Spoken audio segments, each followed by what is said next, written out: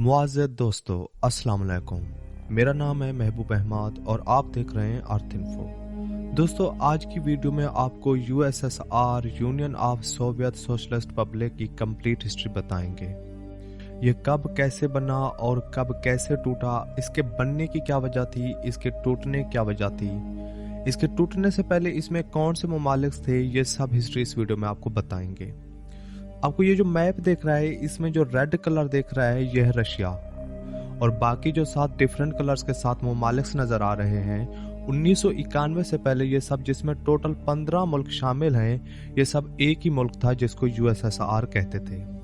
यही यूएसएसआर था जिसने हिटलर को हराया, अमेरिका के साथ कोल्ड वार की थी, जिसने खला में सबसे पहले मसनूई सैटेलाइट भेजा था, और इसी ने सबसे पहले खला में इंसान को भेजा था।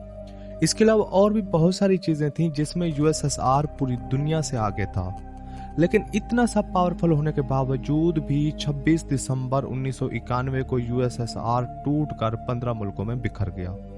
सबसे पहले ये देखते हैं यूएसएसआर का मतलब क्या है। यूएसएसआर को union of Soviet socialist Republic कहते हैं, जिसमें सोवियत का मतलब है कानून बनाने वाला, सोशलिस्ट यानी माशरती या माशरे के लिए, और रिपब्लिक यानी जमहूरी, जिसको आसान अल्फाज में यूं कहेंगे कि ऐसा इत्तेहाद जिसमें एक बंदा पूरे माशरे के लिए कानून बनाए जो इसके इत्तेहाद में शामिल हों। इस यूएसएसआर का जो मुल्क हिस्सा थे वो सब अपने ही रूल्स फॉलो करते थे, लेकिन इन सब को कंट्रोल यूएसएसआर करता था। यूएसएसआर की हिस्ट्री को समझने से पहले हमें वर्ल्ड वार 1 में जाना होगा, तब हमें यूएसएसआर की हिस्ट्री सही से समझ आएगी। 1914 से पहले रशिया एक बहुत ही वसी मुल्क था जो अफगानिस्तान से लेकर नॉर्वे तक फैला हुआ था, जिसमें फिनलैंड और पोलैंड भी शामिल थे, और जो यूएसएसआर की कंट्रीज थे वो भी इसमें शामिल थे। जैसा कि आपको मैप में नजर आ रहा है, ये येलो पूरा एक रशियन एम्पायर कहलाता था। यूएसएसआर में जो कंट्रीज शामिल थे उनमें Russia, Kazakhstan, Armenia, Ukraine, Uzbekistan, Tajikistan, Latvia, Belarus, Azerbaijan, Lithuania, Estonia, Georgia, Turkmenistan, Kyrgyzstan, Moldova शामिल थे। 1914 में वर्ल्ड वार 1 हुई। रशिया इस जंग में कूद पड़ा। उस वक्त रशिया में निकोलस II हुक्मरान था। यह रशिया की सबसे बड़ी गलती थी जिसकी भारी कीमत चुकानी पड़ी रशिया को। जर्मनी से रशिया को शिकस्त हुई और जर्मनी और रशिया के दरमियान एक जंग बंदी का मुआहदा हुआ, जिसे ब्रेस्ट लिटोवस्क कहते हैं, जिसमें रशिया के टुकड़े होने का आगाज यहीं से हुआ। इस मुआहदे की शराइत के हिसाब से रशिया ने यूक्रेन, जॉर्जिया को आजाद कर दिया, और पोलैंड और बाल्टिक रियासतें जिनमें लिथुआनिया, लातविया और एस्टोनिया को जर्मनी और ऑस्ट्रिया और हंगरी के हवाले कर दिया, और कर्स, अर्दान और बातम को तुर्की के हवाले कर दिया। इस जंग में कूदना रशिया के लिए बहुत ही खतरनाक साबित हुआ, जिसकी वजह से रशिया में गुर्बत और बेरोजगारी अरूज पर पहुंच गई, और बहुत सारे इलाकों से भी रशिया को हाथ धोना पड़ा। इसी वजह से फरवरी 1917 में दूसरा अवामी इनकलाब आया, जिसमें लेनिन ने निकोलस II की हुकूमत का तख्ता उलट दिया। इस इनकलाब के बाद रशिया में सिविल वार शुरू हो गई। इसमें एक तरफ लेनिन के हामी जिन्हें रेड्स कहा जाता था, और इनकलाब के मुखालफिन जिन्हें वाइट्स कहा जाता था। ये जंग लेनिन के हामियों यानी रेड्स या इनकलाबी के हामियों ने जीत ली। 1917 के बाद बाकी इलाके भी रूस से अलग हो चुके थे, लेकिन लेनिन ने 30 दिसंबर 1922 को यूएसएसआर यानी सोवियत यूनियन की बुनियाद रखी, और एक एक करके सब ममालिक को जो वर्ल्ड वार 1 से पहले रशिया का हिस्सा थे उनको रशिया में शामिल किया जाने लगा, और फिर 1940 तक सब रियासतें यूएसएसआर का हिस्सा बन गई। लेकिन इसमें फिनलैंड और पोलैंड आजाद ही रहे। बाकी 15 मुल्कों का यूएसएसआर बन गया। सोवियत यूनियन और रशिया एम्पायर में यह फर्क था, जब रशिया एम्पायर था उसको सिर्फ एक ही हुक्मरान कंट्रोल करता था, लेकिन यूएसएसआर में सबके अलग अलग सोवियत थी, वो सब अपने रूल्स और कानून फॉलो करते थे। लेनिन चाहता था कि रशिया में डेमोक्रेटिक निजाम को लाया जाए, इसी वजह से उसे इनकलाबी कहा जाता था, और अक्सर अवाम भी इसके हक में थी, और लेनिन की इसी सोच की वजह से उसे पसंद किया जाता था। लेकिन 1924 में लेनिन की मौत हो गई, और फिर यूएसएसआर की हुक्मरानी जोसेफ स्टालिन के हाथ में आ गई, और स्टालिन कम्युनिज्म का हामी था। इसने लेनिन के डेमोक्रेटिक नजरिए को दफन कर दिया। और फिर से यूएसएसआर में वही पुराना निजाम लागू हो गया। अब पूरे यूएसएसआर को सिर्फ एक पार्टी ही कंट्रोल करेगी, जो हुक्मरान पार्टी होगी। इसके अलावा ना कोई और पार्टी बन पाएगी, ना ही कोई दूसरी पार्टी बना सकता है। कुछ तारीखदान स्टालिन को हिटलर से भी ज्यादा नाजी कहते थे, क्योंकि इसने अपने ही मुल्क की अवाम, डॉक्टर, जर्नलिस्ट और फौज के बंदे मरवा दिए थे।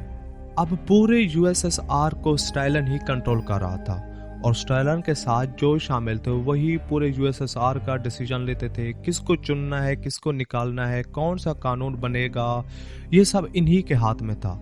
उनके खिलाफ जो भी आवाज उठाता था उन्हें कत्ल कर दिया जाता था। स्टालिन ने अपने खिलाफ आवाजें उठाने वालों के लिए जेल बनाई हुई थी।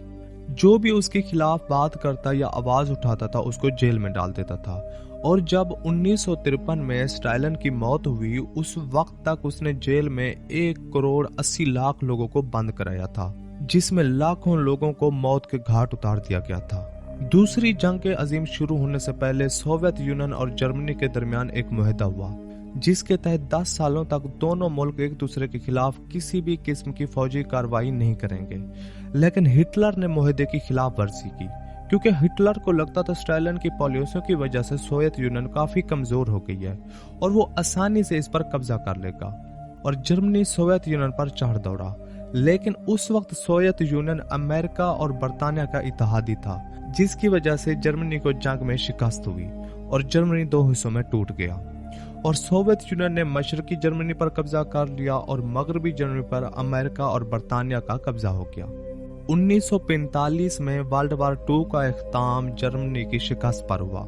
अमेरिका चूंकि डेमोक्रेटिक नजरिए का हामी था और सोवियत यूनियन कम्युनिस्ट नजरिए का, तो इनके दरमियान नजरियाती जंग शुरू हो गई।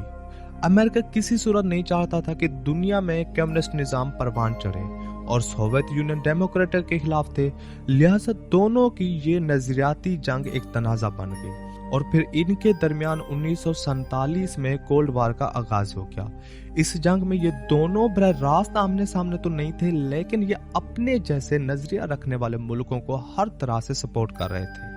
कोल्ड वार जो कि साउथ कोरिया और नॉर्थ कोरिया, इसके अलावा नॉर्थ वियतनाम और साउथ वियतनाम के दरमियान लड़ी गई थी। इसमें नॉर्थ कोरिया और नॉर्थ वियतनाम जो कि कम्युनिस्ट निजाम के हामी थे, तो यूएसएसआर इनकी हर तरह से मदद कर रहा था। और साउथ वियतनाम और साउथ कोरिया डेमोक्रेटिक निजाम के हामी थी, यूएसए उनकी मदद कर रहा था। अमेरिका को यूएसएसआर का बहुत ही ज्यादा डर था, क्योंकि ये हर लिहाज से एक दूसरे को शिकस्त देना चाहते थे। इस वजह से अमेरिका ने खुद को महफूज बनाने के लिए दूसरे मगरबी यूरोपियन कंट्रीज के साथ मिलकर, जिनमें Canada, Denmark, United kingdom, Norway शामिल हैं, कुल 12 मुल्कों का इत्तेहाद था, 1949 में नेटो इत्तेहाद बना लिया। क्योंकि अब अमेरिका ने नेटो की शक्ल में एक नया इत्तेहाद बना लिया था, ये यूएसएसआर के लिए खतरे को मजीद बढ़ा गया और उसे उसका कम्युनिस्ट निजाम को खतरा लाहक हो चुका था। तो खुद को बचाने और अमेरिका को टक्कर देने के लिए यूएसएसआर ने दूसरे मशरकी यूरोपियन कंट्रीज, जिनमें Albania, Bulgaria, east Germany, Hungary और पोलैंड शामिल थे, इन्होंने 1955 में वार्सा पैक्ट पर साइन कर दिया और यूएसएसआर का भी एक नया इत्तेहाद बन गया। सोवियत यूनियन और अमेरिका हर लिहाज से एक दूसरे से आगे निकलना चाहते थे। उस दौर में ये दो आलमी ताकतें टेक्नोलॉजी में भी एक दूसरे को शिकस्त देना चाहती थी। टेक्नोलॉजी की इस दौर में यूएसएसआर बाजी ले गया और उसने सबसे पहले 1957 में अपना मसनूई सियारा खला में भेज दिया। इसके बाद 1961 में खला में पहला इंसान भी यूएसएसआर ने भेजा था। यूएसएसआर टेक्नोलॉजी में अमेरिका से बहुत आगे निकल चुका था, लेकिन चांद पर पहला कदम रखने में अमेरिका बाजी ले गया और 1969 में अमेरिका ने पहला इंसान चांद पर भेज दिया। इनका ये मुकाबला सिर्फ टेक्नोलॉजी की हद तक नहीं था, ये दिफाई लिहाज से भी एक दूसरे को शिकस्त देना चाहते थे और असले की दौड़ में ये खरबों डॉलर्स खर्च कर रहे थे। उसी दौर में ये दोनों आलमी ताकतें न्यूक्लियर दौड़ में भी बढ़ चढ़कर हिस्सा ले रहे थे। उस वक्त इन दोनों के पास 26,000 एटमी हथियार थे। इसके अलावा दोनों मुल्क अपनी फौजी ताकत में भी इजाफा कर रहे थे। टैंक्स, सबमरीन, फाइटर जेट्स और हर लिहाज से ये दोनों खुद को दिफाई तौर पर महफूज कर रहे थे।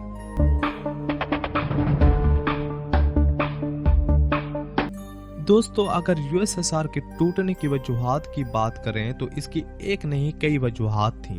कोल्ड वार, जैसे कि आप जानते हैं कोल्ड वार में यूएसएसआर और अमेरिका अपने जैसे नजरिया के मुल्कों को हर लिहाज से सपोर्ट कर रहे थे, जिसमें यूएसएसआर का काफी पैसा खर्च हुआ और यूएसएसआर की इकोनॉमी आहिस्ता आहिस्ता गिरती जा रही थी। नाजी नजरिया, ये भी एक बहुत बड़ी वजह थी क्योंकि स्टालिन के बाद 1985 तक जितने यूएसएसआर के लीडर आए वो सब नाजी नजरिए के हामी थे। वो अपने खिलाफ किसी को भी आवाज नहीं उठाने देते थे और जो भी उनके खिलाफ बोलता था उसे मरवा देते थे। वहां पर आजादी नाम की कोई चीज नहीं थी। टेक्नोलॉजी रेस, यूएसएसआर और अमेरिका के दरमियान स्पेस रेस का मुकाबला यूएसएसआर के लिए बहुत ही खतरनाक साबित हुआ क्योंकि इसमें यूएसएसआर ने काफी पैसा खर्च कर दिया था। खरबों डॉलर्स लगाए थे यूएसएसआर ने, इसकी वजह से उसकी इकोनॉमी दिन ब दिन गिरती जा रही थी। आर्मी फोर्स, जैसा कि आप जानते हैं ये दोनों मुल्क एटमी हथियार और भी जंगी हथियारों पर काफी पैसा खर्च कर रहे थे, जिसमें यूएसएसआर का काफी पैसा खर्च हुआ। एक वजह ये भी बनी यूएसएसआर के टूटने की।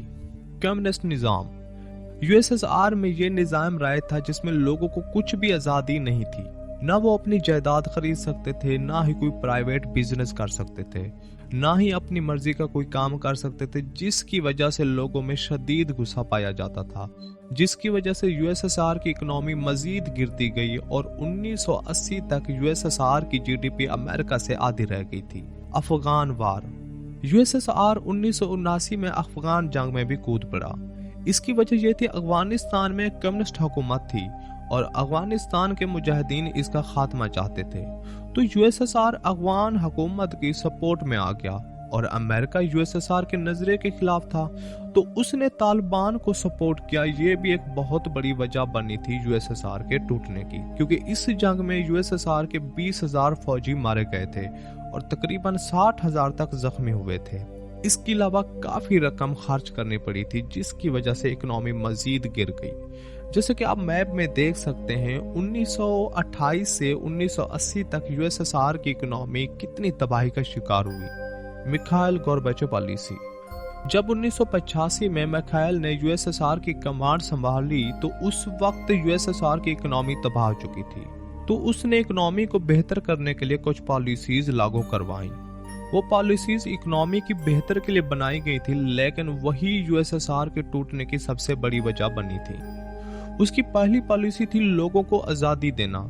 उसने सब लोगों पर पाबंदी खत्म कर दी और लोगों को बोलने की आजादी दे दी। मीडिया आजाद हो गया, अवाम आजाद हो गई। जो जिसके खिलाफ बोलता था उसको कोई कानूनी कार्रवाई नहीं होती थी, तो लोगों ने हुकूमत के खिलाफ सड़कों पर मुजाहरे शुरू कर दिए क्योंकि यूएसएसआर की इकोनॉमी बहुत ही ज्यादा गिर चुकी थी। जिन 15 मुल्कों से मिलकर यूएसएसआर बना था उन्होंने आजादी के लिए आवाज उठाना शुरू कर दी क्योंकि वो एक किस्म से कैद की जिंदगी गुजार रहे थे। उनको बोलने की, कारोबार करने की कोई भी आजादी नहीं थी, जिसकी वजह से उन मुल्कों से आजादी की आवाजें उठने लगी और हुकूमत के खिलाफ मुजाहरे शुरू हो गए। दूसरी जो पॉलिसी थी वो वोट की आजादी थी। इससे पहले अवाम को वोट का हक नहीं था, वो वोट नहीं दे सकते थे क्योंकि यूएसएसआर खुद यूएसएसआर का सदर मेरिट की बुनियाद पर चुनते थे। अवाम की राय इसमें शामिल नहीं होती थी। मिखाइल ने लोगों को वोट की आजादी दे दी। अब यूएसएसआर में 2 कैंडिडेट होंगे, अवाम जिसको वोट से चुनेगी वही यूएसएसआर की कमांड संभालेगा। इसके अलावा लोगों को अपने प्राइवेट कारोबार करने की भी इजाजत दे दी गई और यूएसएसआर में बैरूनी सरमायाकारी की भी इजाजत दे दी गई। मिखाइल की ये सब पॉलिसीज यूएसएसआर की बेहतरी के लिए थीं, लेकिन उस वक्त बहुत ही देर हो चुकी थी और यहीं से यूएसएसआर के टूटने का आगाज हुआ। और सबसे पहले 1988 में बाल्टिक स्टेट्स जिनमें एस्टोनिया, लातविया और लिथुआनिया यूएसएसआर से टूटकर अलग हो गईं। इसके बाद बाकी रियासतें भी यूएसएसआर से अलग होने लगी और 26 दिसंबर 1991 को यूएसएसआर की तमाम रियासतें अलग हो गईं और यूएसएसआर मुकम्मल तौर पर टूट गया और 15 नए मुल्क दुनिया के नक्शे पर बनकर उभरे।